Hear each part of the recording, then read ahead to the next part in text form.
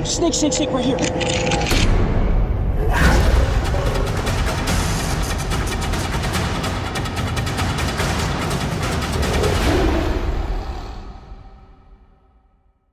Animal oddities have always captured our attention.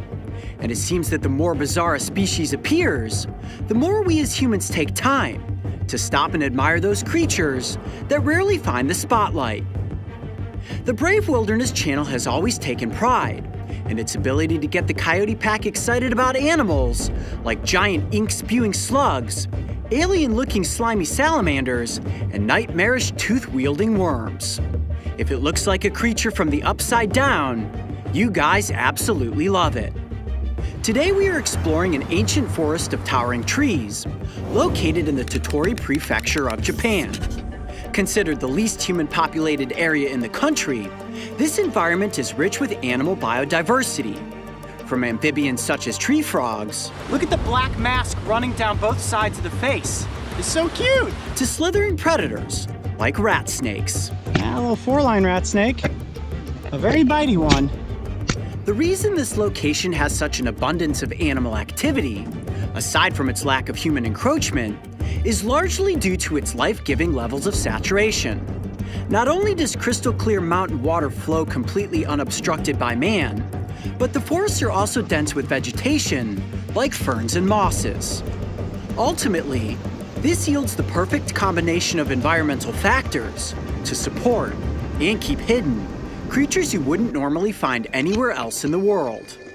And sometimes the best way to discover the unseen is to simply look in the places that keep such creatures hidden from sight. Ooh, snake, snake, snake, right here. Oh, look at that. Mario, what is that? What is that? Let me see. What kind of snake is that? Oh, that's a ground snake. A ground snake? Yeah. A Japanese ground snake? It's pretty rare. Really? Yeah. Wow, okay. Well, let's film something with this for sure. Mark, we got a little ground snake. Woo! Check that out, just underneath this log. Flipped up the log. Wow, non-venomous, right? No, non-venomous. Sweet, wow, it almost looks like a rubber boa. Look at that. Nice. Okay, cool, let's bring it up here, off the side of this hill, and get it up close for the cameras.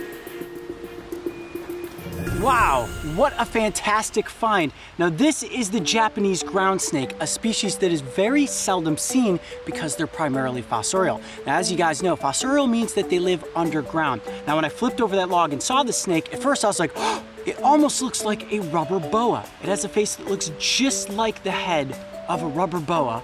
And this is a very fragile species, so I don't want to move it around a whole lot. I want to try to keep it in one position.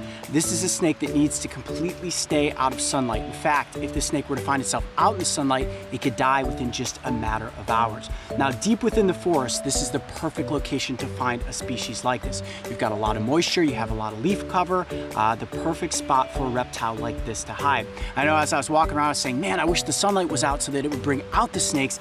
This is a snake that actually tries to avoid the sunlight. Now what's really cool is they have keeled scales, and those scales are separated. They don't overlap, which gives it a beaded appearance, and if you look at it from just the right angle, it almost appears to be iridescent. Watch this. If I hold it up into the light, Mario, see if you can zoom in. The snake is also semi-translucent. Look at that. You can see there's actually something in its belly right there. Looks like it's about the size of a small cricket, or maybe one of those little tree frogs that we've seen jumping around. Oh, that's cool. We can see right inside of the snake. Now, one way to easily identify the species, let me turn it up in the air there. Take a look at the black stripe running down the dorsal side of the animal. Wow, what a unique species. Very tiny little eyes.